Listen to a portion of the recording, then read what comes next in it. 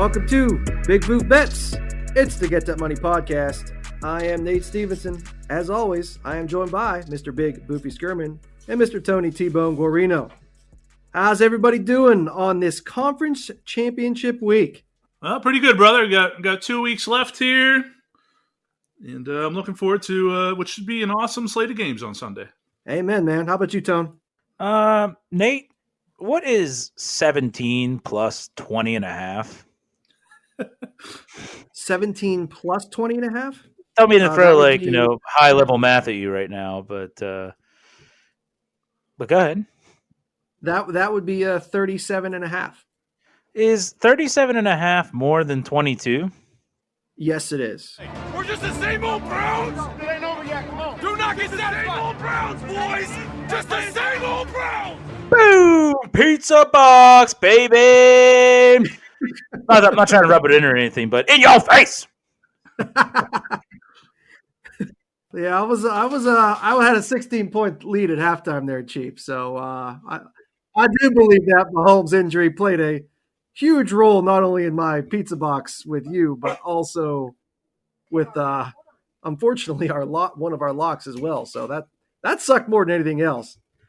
That is the unfortunate side. I do not like my victories to come at the expense of the locks. It is a bittersweet victory. I will say that. Indeed. But I'm sure we will have another, Tony. You will get yours. I promise. We'll see. We'll see who ends up in the Super Bowl. Maybe we have something juicy there. There we go, baby. That's what I like to hear. Well, speaking of those locks, Boof, why don't you give us a little bump on the recap there from the last week? Yeah, we can do that. We had two of them. We had the Chiefs minus 9.5. That was a loser. And the Bills minus 2. That was a winner. So we were 1-1, bringing our total on the season to 95, 80, and 7 with a 54.29% success rate. And then our props for the week went 14 and 16, bringing our total for that to 188 and 159 with a 54.18% success rate. Yeah, still not too bad on the percentage there. As I'd said, disappointed in the Mahomes injury, I do believe. Personal pizza box woes aside with Tone, I do believe that definitely cost us a cover last week. So sucked there, but we're still making money, which is the be-all, end-all goal of this podcast. So I'll take that, and let's look to improve on it this week as we go into the Super Bowl, hopefully on a hot streak. All right, well, we will start things off with the NFC Championship game, which is the Tampa Bay Buccaneers at the Green Bay Packers. The Packers laying 3, and you're over-under at 51.5. Well, I used to have an age-old thing, I'd say we both did, actually, that you do not bet against Tom Brady in the playoffs, or anytime, really. But he ain't with the Patriots anymore. He doesn't have Bill Belichick as his coach anymore. And now he has a warm weather team traveling up to the frozen tundra of Lambeau Field. And that, historically speaking, is generally not a good thing for those types of teams. Tom Brady, I'm not worried about the cold at all. But the rest of his team, he is a warm weather team. Which brings me to my next point, that Aaron Rodgers, since he's become the starting quarterback of the Green Bay Packers, is 30-6 in home games in December and January. 30-6. That's a big deal. And on top of that, you have a Packers team that has just been steadily improving all year. Their defense has been getting better all year. They're giving up 17.3 points a game. And now they get a Tampa Bay team who I think in a lot of ways was fortunate to even make this game. Their defense made a lot of splash plays against an over-the-hill Drew Brees. I think that's largely the reason that they were able to move on to the NFC Championship game. I still think their talent and Tom Brady gives them a fighting chance for sure, but some of that talent is also banged up. Mike Evans is dealing with injuries. Antonio Brown has a knee injury. Nothing structural, but still he didn't practice today. Those are 2 of your 3 big-time wide receivers that are playing banged up. and they're going to be going against the Green Bay secondary, who's one of the best in the league. They have Jair Alexander, who's one of the best lockdown corners in the league. And as I said before, that Green Bay defense has steadily gotten better all year.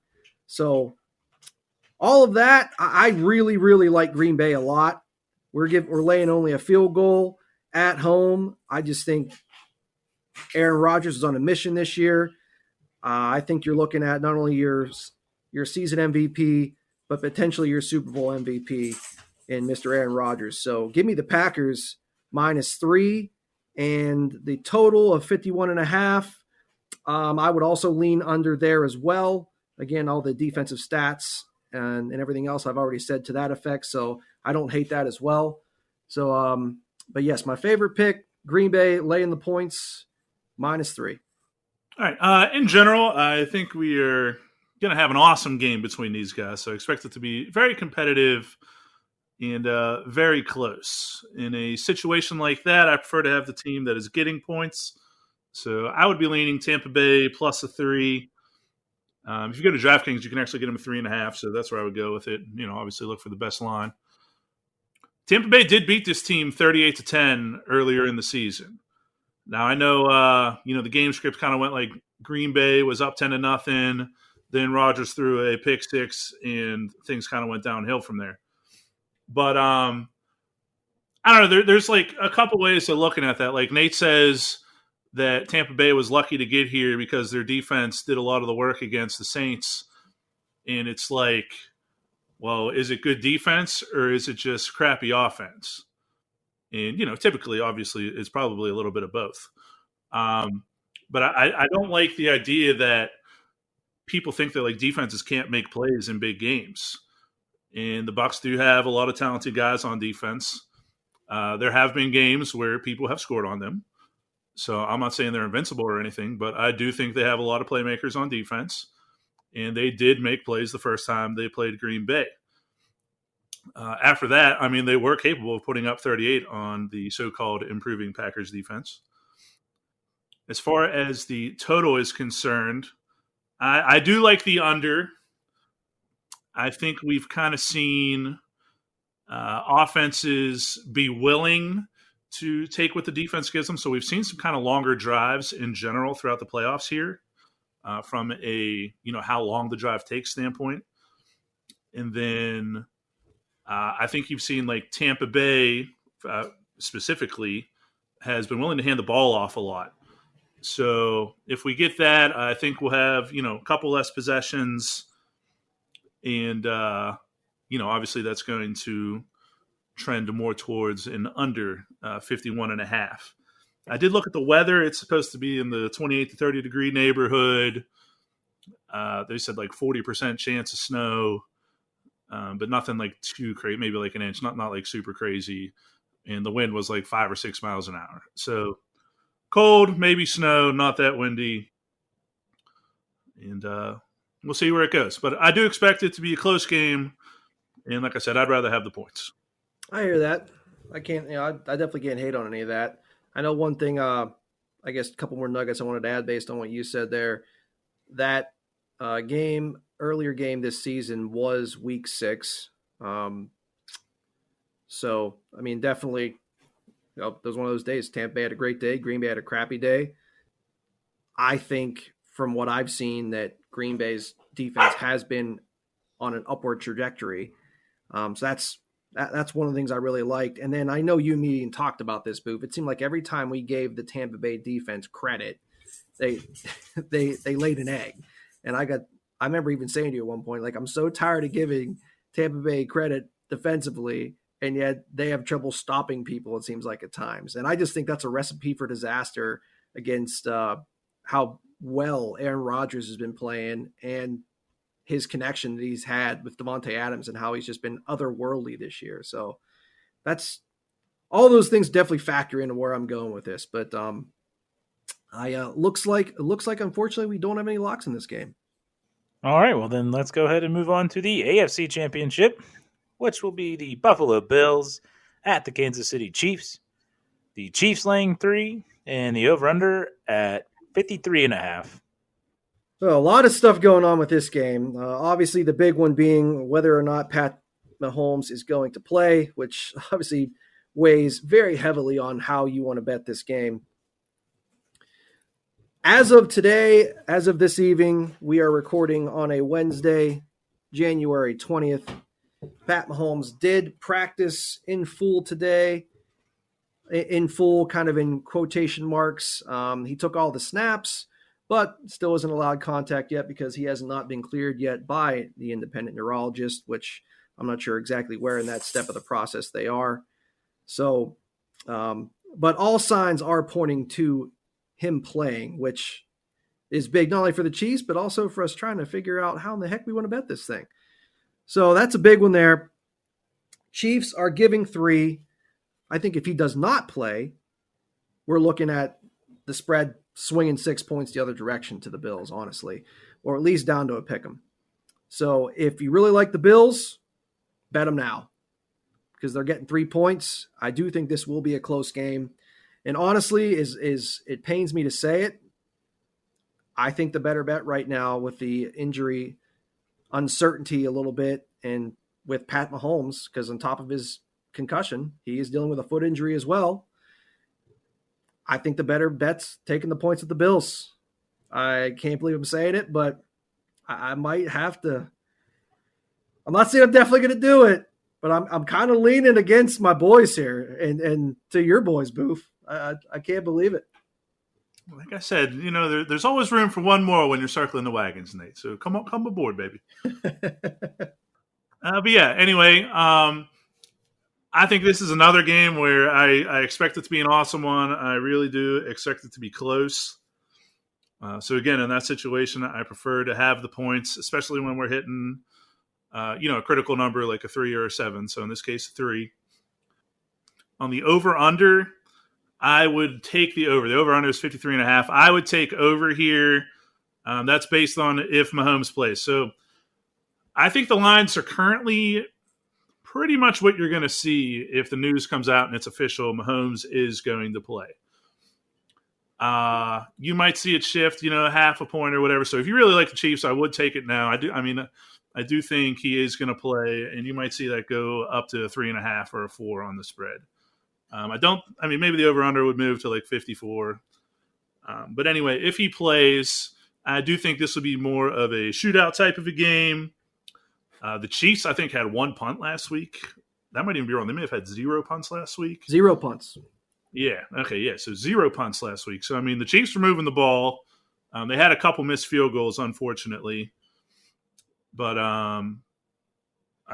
the Bills' defense is good, but they're not outstanding. And then I kind of think the same thing out of the Chiefs' defense. I think the Chiefs' defense is good, but they're not outstanding. And I definitely think the Bills can keep up with them offensively. So I do think this thing will turn into a shootout, and I would go with the over 53.5. And then if for whatever reason Mahomes doesn't get cleared to play, I would take the Bills laying up to 7. So I don't know where that line would come in. That would be a 10-point swing at that point. But if Mahomes doesn't play, I personally would be willing to lay up to 7 with the Bills. So keep an eye out for that, and go from there. Yeah, can't hate that logic at all, Boof. I think that's good stuff. And I know one more thing I want to throw on there. On top of that is just prop wise, because to my knowledge, from what I've seen, I haven't seen anything yet. But Josh Allen rushing, we've hit on this last year in the playoffs. If he's in the mid 30s, grab it while you can. This is to get to the Super Bowl, baby.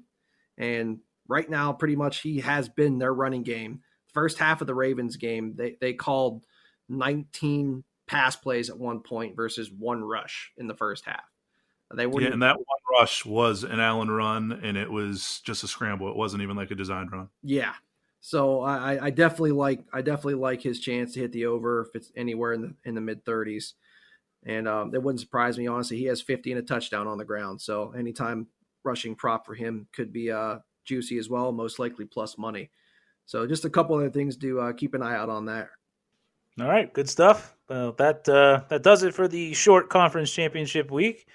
That's just the way it goes when you're down to the best of the best, of course.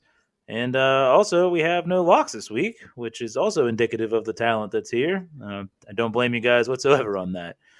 I mean, actually, I think if you're going to play this anyway, I think a great way to play it is, grab Tampa Bay and Buffalo and parlay them in a 6-point teaser. I mean, I think it's great value for you. You get Tampa at +9, you get the Bills at +9. These games are probably going to be close and contested, like you guys said. And then if the alternative happens where Patrick Mahomes is not cleared to play and you have a Chad Henne-led Kansas City Chiefs, well, you got the Bills at +9 against the Chad Henne-led Chiefs. I think you feel pretty good about that. Yeah, Tone, honestly, you took the words out of my mouth. I mean, it's the time of the year where you have the best teams are still alive. And, they're all good coaches. They all have good players. They're all competitive. And I expect all of them to show up and play well. So it makes it very difficult to bet. Hopefully the stuff we shared, can lean you in a better direction if you just like to have a little action, for the fun. But to truly call something a lock and say, I think it's a good idea to put your hard-earned money on the line, I would be lying to you. So the stuff we shared there is stuff that, it's where I would go if I'm looking for a little bit of action, for fun. If it's something that's like, I'm all business when it comes to betting and I'm trying to make money, I would advise, at the end of the day, I would advise staying away. Amen to that. Well, I guess then now we have to rely on you, Nate, to take us out if you have any of your additional fun Nate givings this week. Yeah, man. I always got a little something. Last week, our get out of jail 7-point teaser did hit. And that was a 7-point teaser, bringing Green Bay to +0.5 point, the Bills to +5, KC to -3, and Tampa Bay to +10 for +180. So if you bet $100 on that, you won $180, and congratulations to you. And honestly, Tone, I do agree with you that the teaser you put out there, that's I think that's a safe way to go if you're looking to get any action in on these games. I wouldn't be afraid even to buy another point and just do a 7-point teaser for each of them, bring them up to 10. And if you feel strongly the other way on either of those games, I mean, then go the other way. We're looking at 3-point spreads here, so you're pretty much swinging the spread to the other side of the team that you like. So for me, I would actually go with the Packers up to +3 and tease that with the Bills. I don't think that'd be a bad way to go either. You got Aaron Rodgers getting 3 or 4 points at home. I'm never going to call that a bad bet.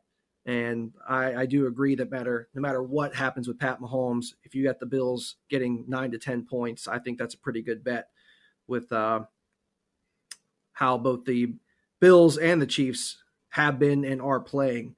So I think that's good stuff. And then just a couple more things here. FanDuel normally has as we've talked about, the parlay tab, or they have the designated spread and point total variations.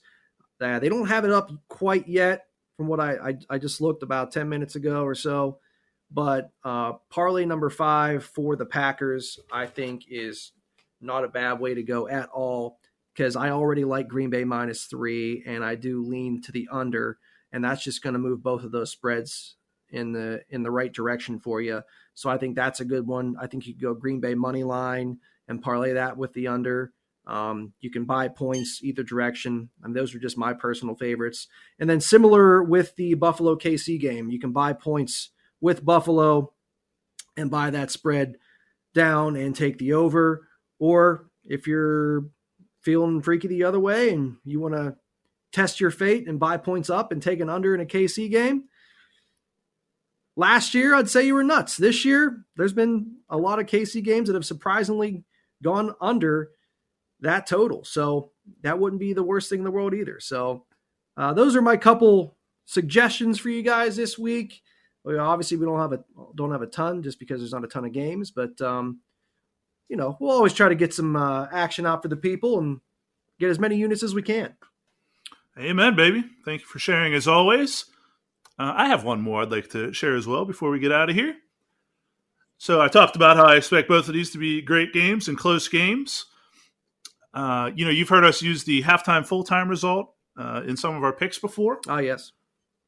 if you do that for both of these games and pick draw and draw, followed by draw and draw, meaning the game will be tied at halftime and the end of regulation in each game, you can get plus odds of 610,500, meaning a $1 bet would win you $6,105. Obviously, it's a long shot, but huge payout and something that, it could happen. You just need all four teams to show up and keep it close. That's awesome. I love that. So, if you just want to root for a good game and bet $1 and maybe win $6,000, throw it out there. Why not? That's fantastic. That's great. But yeah, that's all I have, guys. I know this was a quick one, but hopefully you got some useful nuggets for how you want to play everything this weekend. As always, best of luck to everybody, and let's get that money. Oh, yeah. Get that money.